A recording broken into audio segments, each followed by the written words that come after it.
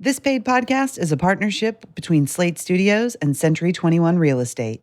All uses of trademarks or brands are not meant to convey sponsorship or affiliation of this podcast.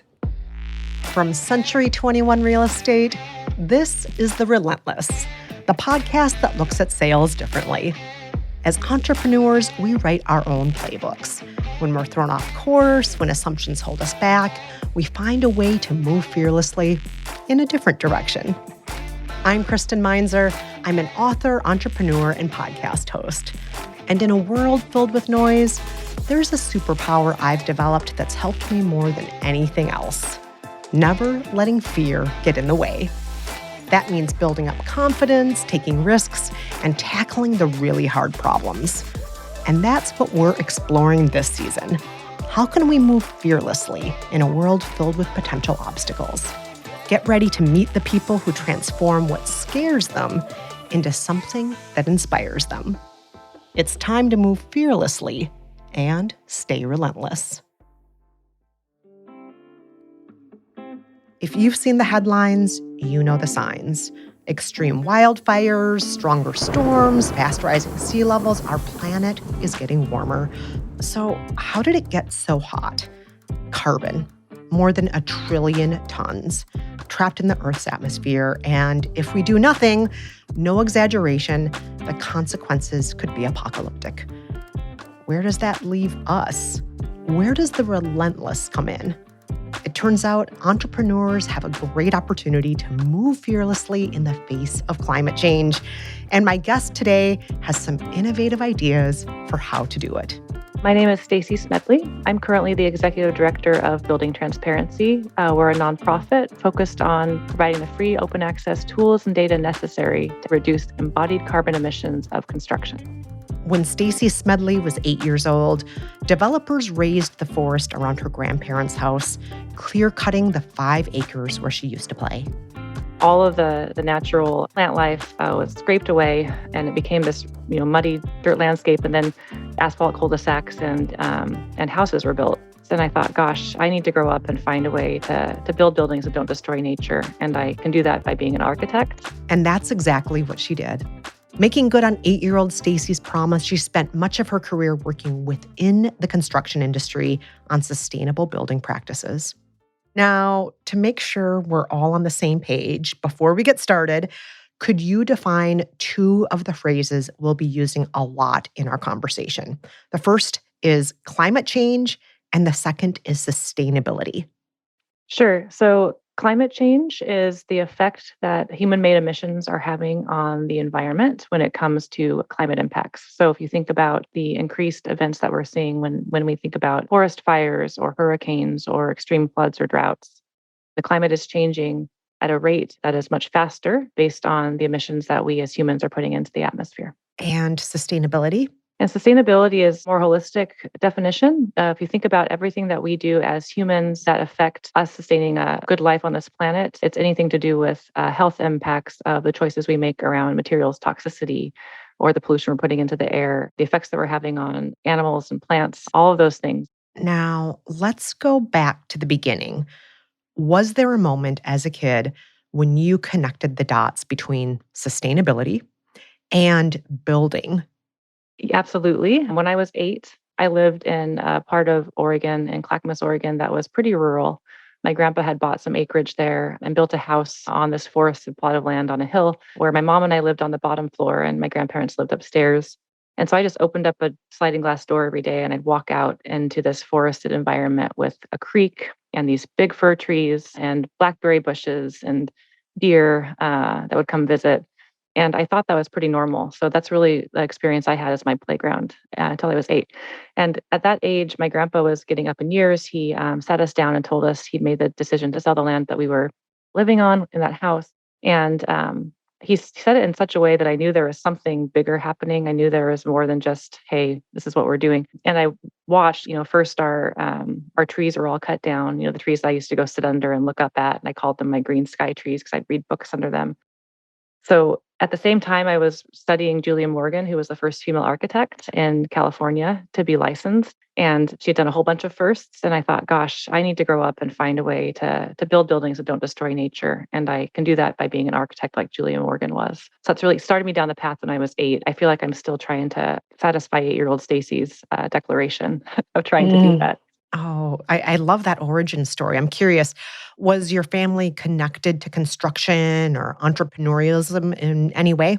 My grandpa built the house. He was a math teacher, Oh, but he built oh, the house, himself. And I watched him do that. And I think just being able to see the process of what it takes to build something, coupled with getting really excited about learning about this woman, this female architect that had been first at so many things.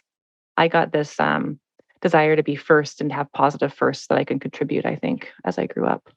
Mm. And how did you take all of those firsts and eventually become who you are today, the executive director of Building Transparency? I started by doing exactly what I intended when I was 8, which is get an architecture degree and try to design green buildings. I then met Skanska, the construction company. So I asked for a job there because I saw that I could make a bigger impact through the lens of sustainability and reducing environmental impacts. And then while at Skanska, I did a deep dive into carbon emissions, living in Washington, seeing the impacts of the forest fires and things that were happening. I really wanted to figure out how to help mitigate climate change. Skanska set some carbon emissions values and targets, and I found the source of where I could get all this data, created a tool that allows that data to be used by anyone in the industry.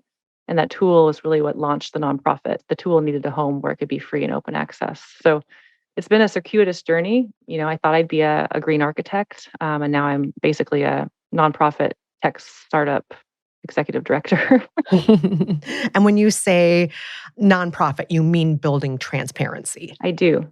Yes. And can you just explain a little bit more about what the mission and the work of Building Transparency is? Buildings are a huge contributor to the emissions that we're putting into the atmosphere as humans, the man made emissions that we put into the atmosphere. And a certain component of that, over 11% of those global emissions, are the way that we actually extract and manufacture building materials. So if you think about cement or concrete and the emissions that go into the air to make the cement, or for steel, the CO2 to make and manufacture those steel shapes. That's 11% of total global emissions. Building transparency, we found the source of this data, we've turned it into a free open database, and now there's a free tool that we host that allows anyone to go and virtually compare products and manufacturers on their carbon emissions, so that as you are selecting the products you're going to put into your buildings, you can make sure that they meet your requirements, but are also the lowest carbon option for that project. Can you give me an example of some of these materials and how they directly cause carbon emissions? Is it the digging machines that are digging the things up? What exactly is happening, for example, with cement? Sure, there's a lot of things. So first, it's the whole process of how you make something. So it does start where you have to go get that raw ingredient. And for something like cement, it's the limestone that you're going and you're using equipment that is using gasoline and putting emissions into the air to extract those raw ingredients and then transport them on vehicles that also consume fuel and emit CO2 to a manufacturing facility. Once it's at the manufacturing facility for cement specifically, you have to put things into a kiln and go through a calcinization process, which actually creates CO2 and emits it into the atmosphere. So that's a process emission just in terms of how you make the cement. And cement by itself is upwards of 8-9% of global CO2 emissions just by itself. Ooh. I call them hidden emissions because it's not like you look at a concrete wall and see CO2 coming out of it. But there's all these hidden emissions that were put into the atmosphere to make that concrete wall. And that's what we're trying to tackle. Now, to play devil's advocate here for a second, a lot of businesses will say, well, sustainability, it's too expensive. It's not good for business. It's something we hear constantly from a lot of giant corporations that, you know, paying attention to the environment, being good stewards of the earth, that it's just not good for business. What do you say to those people? I say, well, first, it depends on what your priorities are and what good for business means. But in this space around material emissions, there's a lot of low-hanging fruit that actually isn't going to cost you anymore. It's just about having this data as part of your decision-making process. We see big owners like Amazon or Microsoft requiring this kind of disclosure at time of selection of the product. And just because they're requiring it, they can see that there might be a 30 to 50% difference in the emissions of two products that are on the market today. They just didn't know that before. And then I also think there's a lot of regulation coming. So it's going to be something that you have to do where you're disclosing the emissions of what you're buying. The SEC has some rulings out there. There's insurance companies looking at how they require ESG reporting or carbon accounting as part of how they assess an asset. So smart business might just mean that you are getting ahead of the regulations that are coming too. If a developer or people in the real estate community are trying to commit to reducing carbon emissions, but they don't know where to start, what advice would you give them? A concrete first step? Sifting through the noise of all the things that you could focus on in the sustainability space, finding one or two that resonate with you or your company and tackling those first. I think a lot of the times it can feel overwhelming because there's so much if you think about everything, every way that we impact the environment. But if all of us just focus in on one or two and get knowledgeable about those and bring that knowledge to our companies as something to act on, we'll be making progress. There's also tons of resources. I mean, the Urban Land Institute's a really good one for urban developers. There's work happening with some of the residential housing organizations, Master Builders Association. There are some good organizations where they're building content and really doing peer-to-peer connecting. Yeah, we don't have to go it alone. We can tap into all the knowledge that people like you have been working so hard to accrue for the rest of us. So I think that's great. I also love what you're saying that we don't have to master everything. Just one or two or three areas that we focus on can still make a difference. We don't have to do everything. I imagine that must translate also to individual homeowners like myself. I am not somebody in construction or real estate development, but I'm sure there are one or two just small steps I can take to be smarter, to be more sustainable with either home renovations or just with how my home is set up. What advice would you give me about where to start there? So I think first of all, there are the two types of emissions that are associated with even our homes. It's the energy that we use. And then on the embodied carbon side, those carbon emissions of materials. I'm sitting in my my basement studio and I've got gypsum board on my walls and carpet under my feet. And again, you're not seeing emissions spitting out of those things, but just knowing that they're there. The next time you go to renovate your house, maybe you could look at and ask for the environmental impacts of the products you're looking at, just like you would for the cost of those products, and make an informed decision, at least with that in mind. Well, obviously, we should all be making low carbon decisions, but we're still at a stage, at least in the US and, outside the US too, let's be frank, where not everyone has the mindset where this is something they feel they can focus on or that they agree that it's real.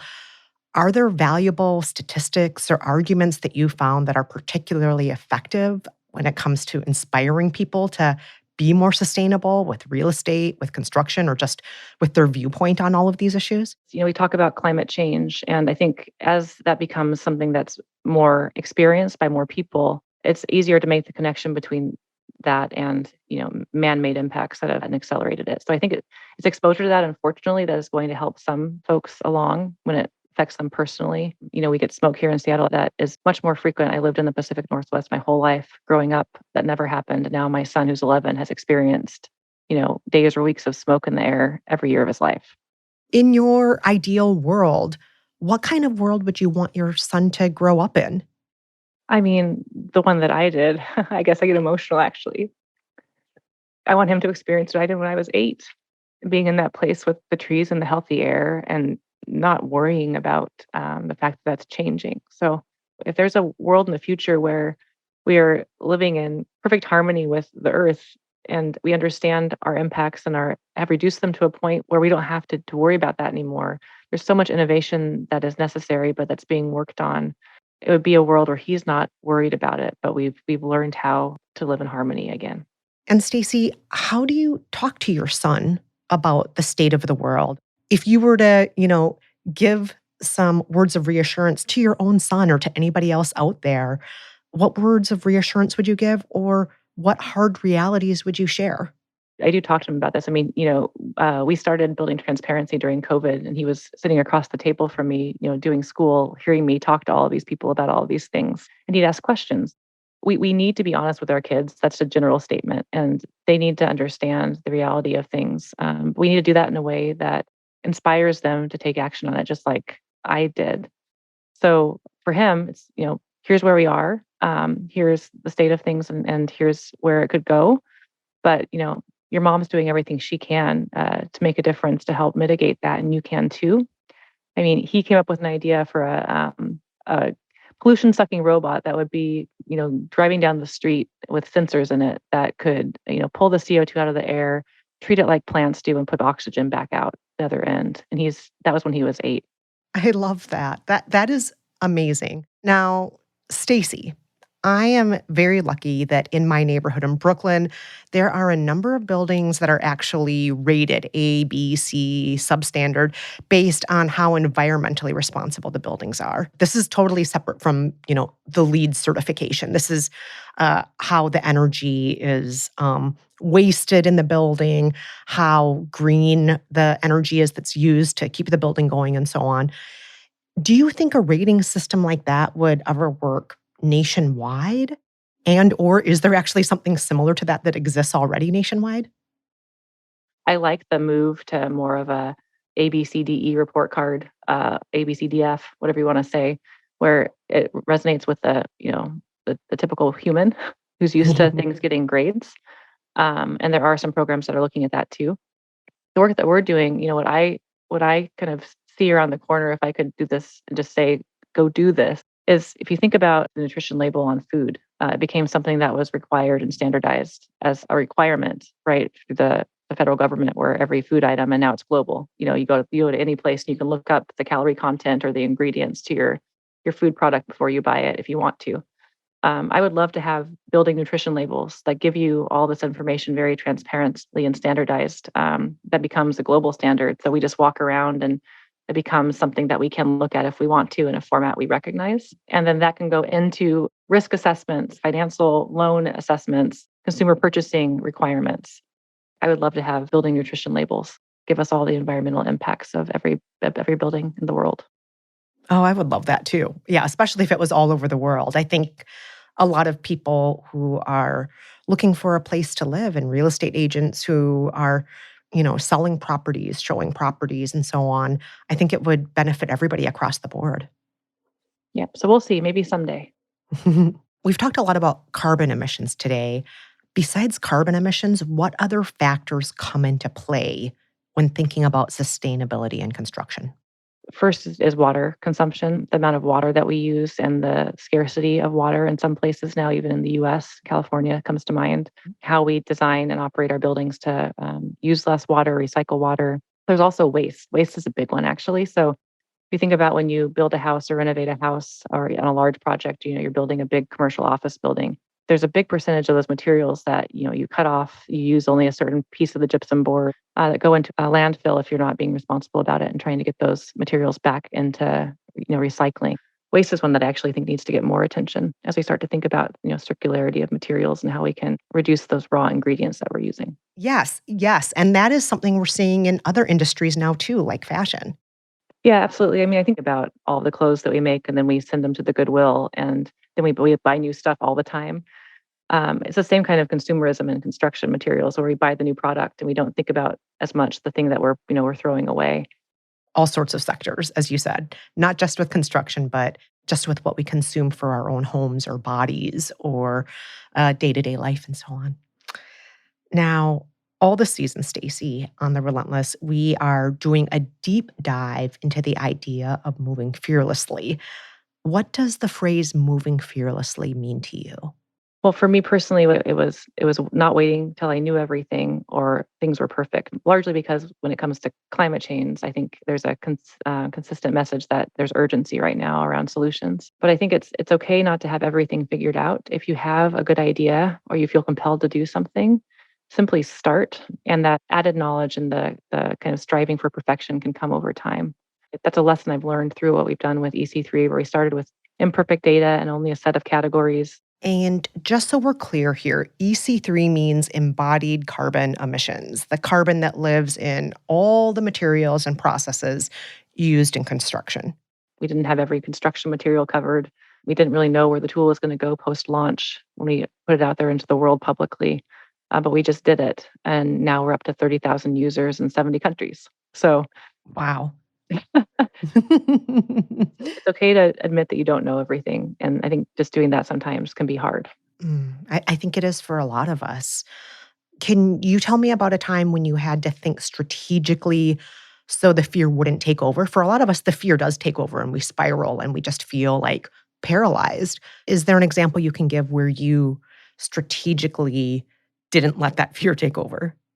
I think I'm constantly trying to do that. I think right now I feel like knowledge is power. So the more I know and understand the problem and the source of the fear, the more I can at least do what I can to help make the change necessary.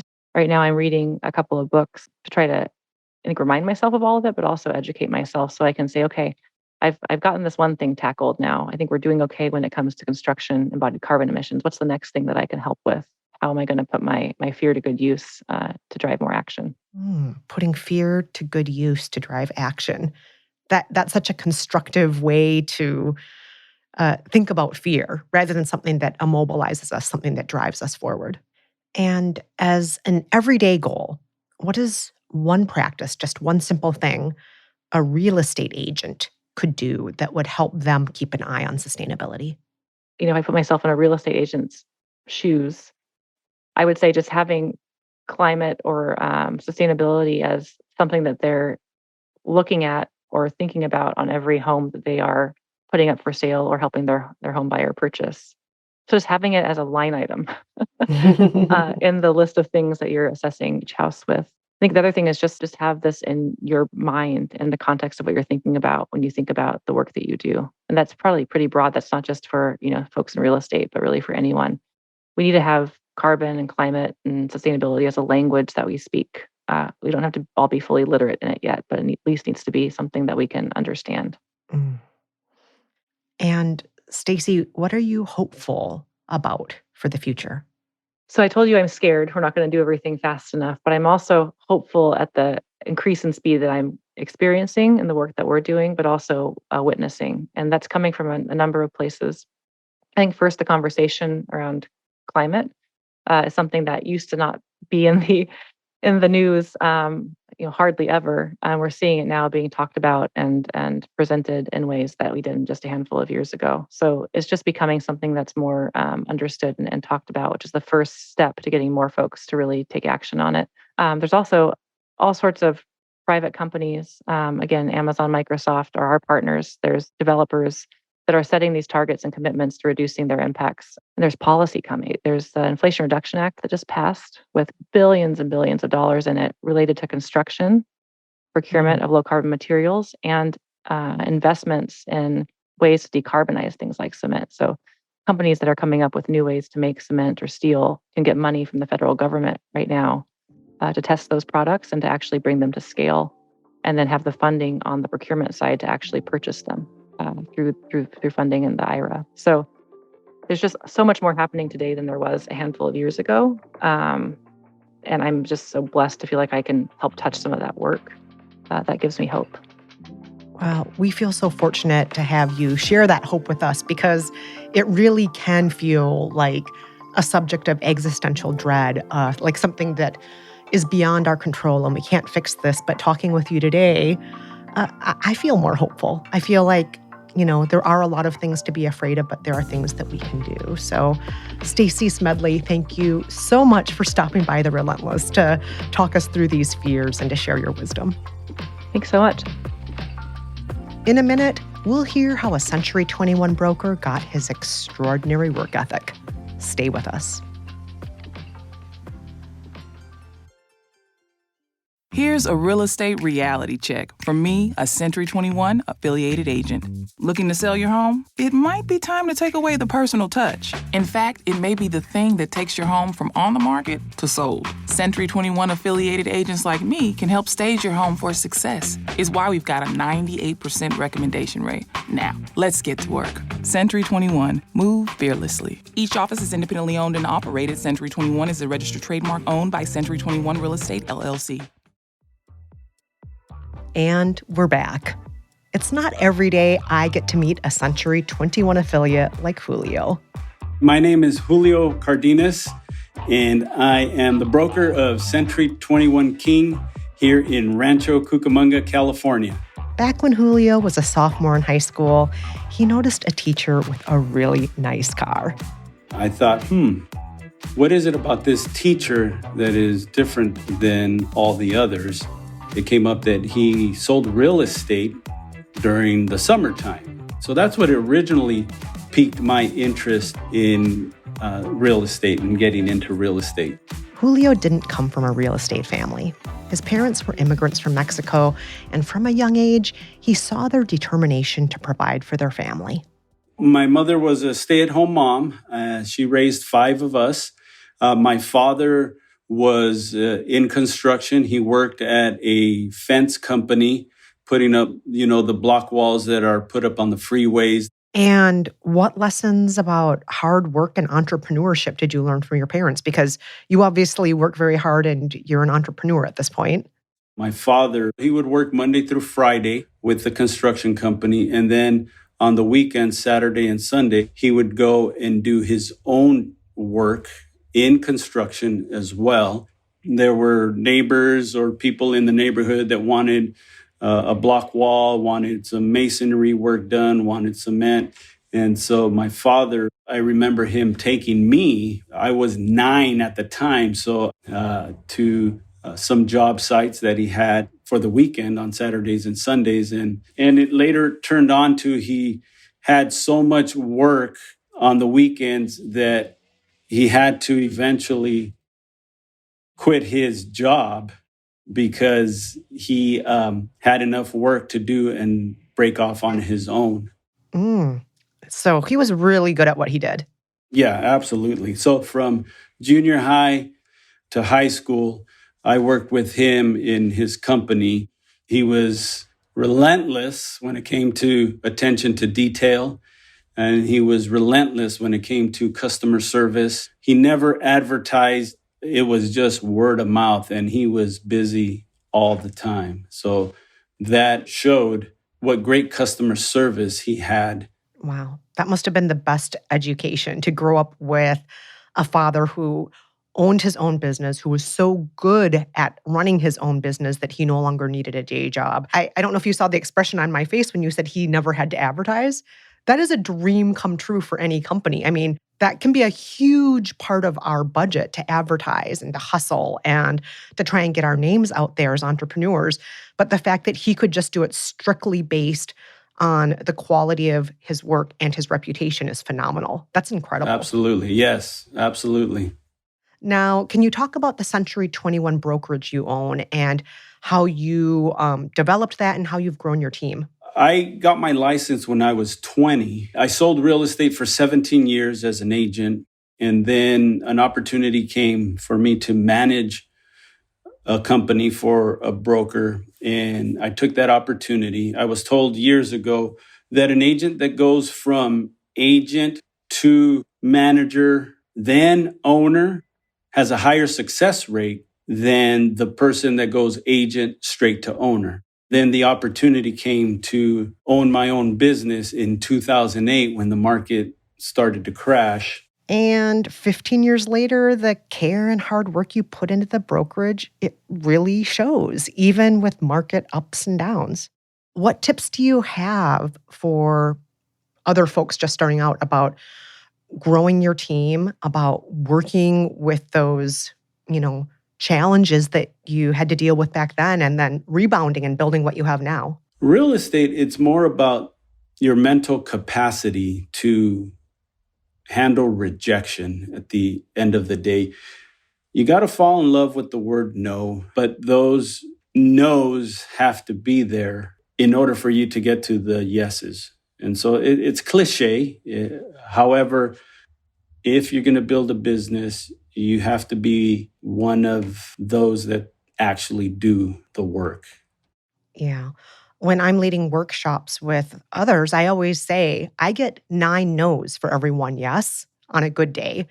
And I wouldn't get that 1 yes, though, if I didn't, pound the phone for those other 9 calls. And I don't see it as a bad thing. I see it as a sign that I'm doing my work. It's just knowing those ratios. It's just part of the job. And what is the alternative to not make any phone calls at all? Right. And final question, what are you excited about for the future?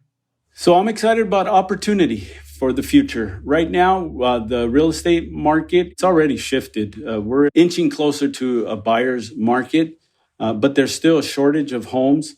I'm excited about the opportunity that brings.